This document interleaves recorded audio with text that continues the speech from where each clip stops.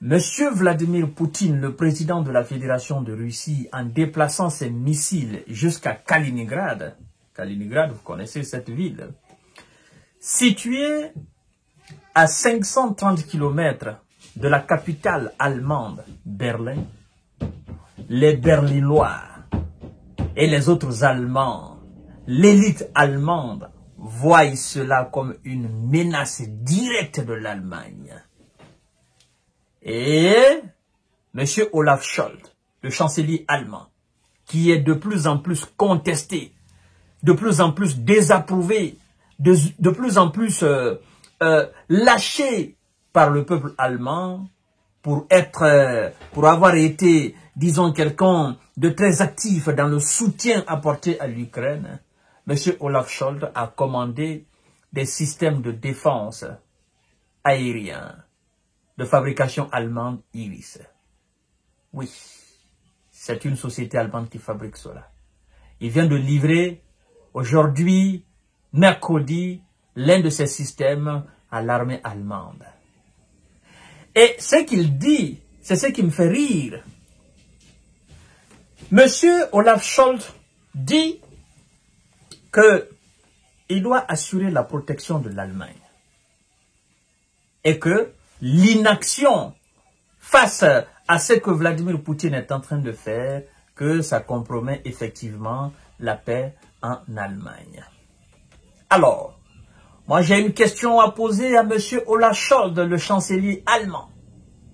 N'est-ce pas vous qui êtes les pivots de cette organisation qu'on appelle l'Atlantique Nord, l'OTAN?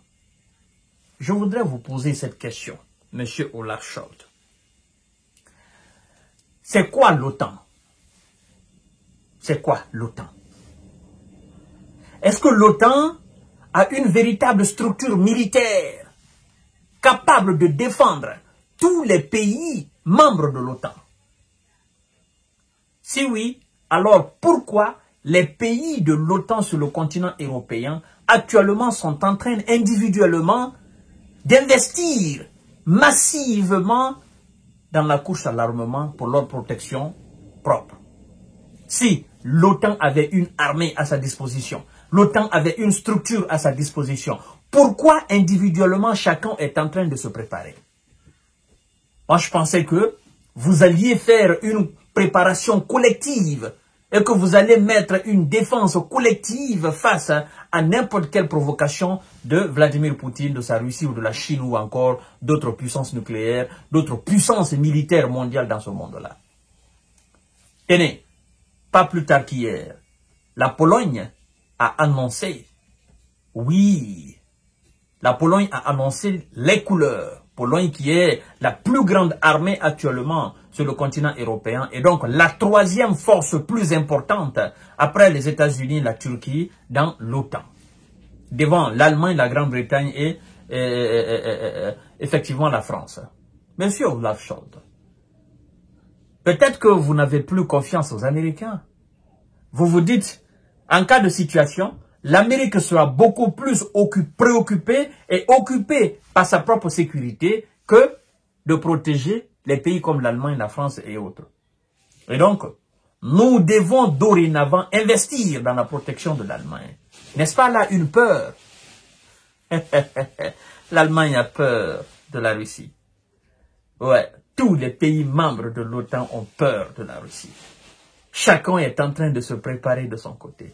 La Suède, on n'en parle pas. La Finlande, on n'en parle pas. La Roumanie, on n'en parle pas. La Pologne même, on n'en parle pas. Si déjà l'Allemagne, la France et le Royaume-Uni sont en train de se préparer individuellement, mais les autres petits pays qui sont censés, n'est-ce pas, bénéficier la protection des autres grands pays du continent européen, mais aussi du continent américain, ben, eux, ils vont faire quoi?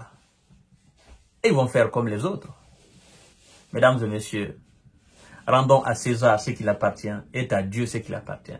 La Russie est une puissance. Ouais, la Russie est un pays très fort.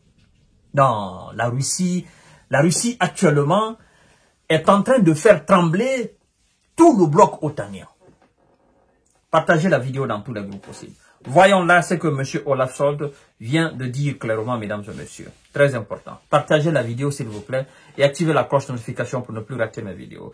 L'Allemagne renforce ses défenses anti-aériennes face à Moscou. Ah oui, c'est pas face aux États-Unis, c'est face à Moscou.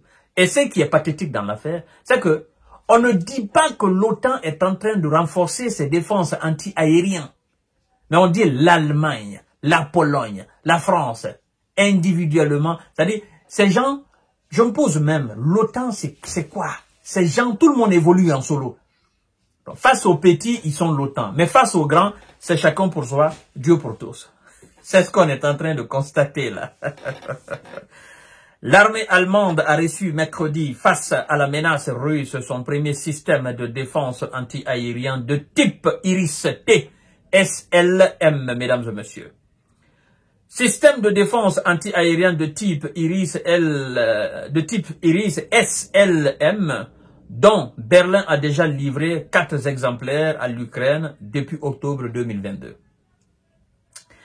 Vladimir Poutine a déplacé des missiles jusqu'à Kaliningrad, à 530 km de Berlin, à vol d'oiseau. Ne pas réagir de manière appropriée serait une négligence. L'inaction mettrait la paix en danger, chez nous aussi, a déclaré le chancelier allemand Olaf Scholz lors d'une cérémonie sur la base militaire de Dedorf, à Penkerk, dans le nord-est du pays. Mesdames et messieurs, partagez la vidéo. Fabriqués par la société allemande Shell, les systèmes Iris-T, SLM protègent des drones, avions, hélicoptères et missiles de croisière à une distance de 40 km et une hauteur allant jusqu'à 20 km. Au total, Berlin a commandé 6 de ces systèmes après la livraison du premier exemplaire mercredi. La Bundeswehr devrait recevoir les 5 autres d'ici mai 2027, mesdames et messieurs. Alors, vous avez déjà livré 4 de ces systèmes à l'Ukraine. Vous devez vous poser une question. Est-ce que ces 4 ont fait leur preuve face au bombardement russe, face aux missiles russes? Monsieur Olaf Scholz, la réponse de cette question, elle est non. Moi-même, je la connais. Les systèmes Iris que vous avez envoyés, les systèmes de défense anti-aérien que vous avez envoyés en Ukraine, n'ont pas empêché les missiles russes, les drones russes, d'atteindre leurs cibles sur le territoire ukrainien. Alors, pensez-vous que les mêmes systèmes pourront vous protéger? Si seulement, la Russie venait à décider de s'attaquer à l'Allemagne. Chose qui est impossible à mes yeux. Vladimir Poutine ne va jamais le faire. Dans les rêves même les plus fous de M. Vladimir Poutine, il ne rêve pas de s'attaquer à un pays comme l'Allemagne ou la France ou la Grande-Bretagne. C'est pas par peur, mais ça fait pas partie de ses objectifs. Pour lui, ça n'a pas de sens. Pourquoi je vais m'attaquer à l'Allemagne? L'Allemagne m'a fait quoi? L'Allemagne n'a absolument rien fait. Pourquoi je vais m'attaquer à la France? Pourquoi la Grande-Bretagne? Tous ces pays ne m'ont absolument rien fait. Donc que ces pays dorment tranquillement. Mais c'est lui qui commande ces pays, qui s'appelle M. Biden, président de WISA, qui commande alors l'OTAN, a des ambitions expansionnistes à mes différentes frontières. Et ces pays suivent naïvement ce monsieur-là. Sinon, entre mes frères européens et moi, il n'y a aucun problème. Et la division du continent européen, le fait que ses frères occidentaux et nous autres Russes, on devenait beaucoup plus proches, cela n'arrange pas notre ennemi commun qui est les États-Unis d'Amérique, qui a pris actuellement en otage ces pays d'Europe. Vous savez, l'Amérique ne veut pas de rapprochement entre la Russie et l'Europe occidentale. Vous savez pourquoi? En cas de véritable union entre la Grande Russie et les pays de l'Occident, c'est-à-dire les pays de l'Europe de l'Est, en cas de véritable union, c'est l'Amérique qui tombe. écrivez ça et laissez ça. C'est l'Amérique qui tombe.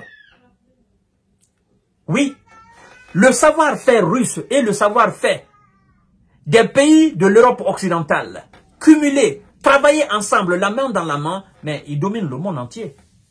Personne ne pourra résister face à cette union. Et c'est ce que l'Amérique ne veut pas. Tout ce qui sera politique de division, tout ce qui sera politique d'éloignement entre la Russie et ces pays, surtout l'Allemagne, la France, la Grande-Bretagne, ces pays très industrialisés qui ont une technologie aussi avancée dans plusieurs domaines, ben, l'Amérique fera tout possible pour les éloigner de la Russie. Parce que ça sera un véritable danger pour les États-Unis d'Amérique. C'est exactement ça, c'est à cause de ça. C'est l'histoire alors de Nord Stream. Tout, je vous dis, tout ce qui rapproche la Russie ou les pays d'Europe occidentale, tout ce qui les rapproche de la Russie, l'Amérique ne veut pas ça. Et aujourd'hui, la situation qui se présente à nous, qui profite de cette situation, c'est les États-Unis d'Amérique, mais aussi la Russie profite. Parce que les matières premières que les pays d'Europe occidentale, d'Europe de l'Ouest achètent à la Russie, les prix ont doublé, voire même triplé. Et les mêmes produits du côté américain, les prix ont quadruplé. Et qui souffrent dans ça? Ce sont les dirigeants et leur population dans l'Europe de l'Ouest. Mesdames et messieurs et mesdemoiselles, la vérité va éclater un jour. À tout à l'heure pour notre série d'informations et de décortiquage. Partagez la vidéo dans tous les groupes aussi. L'Allemagne a chaud et est en train de se protéger.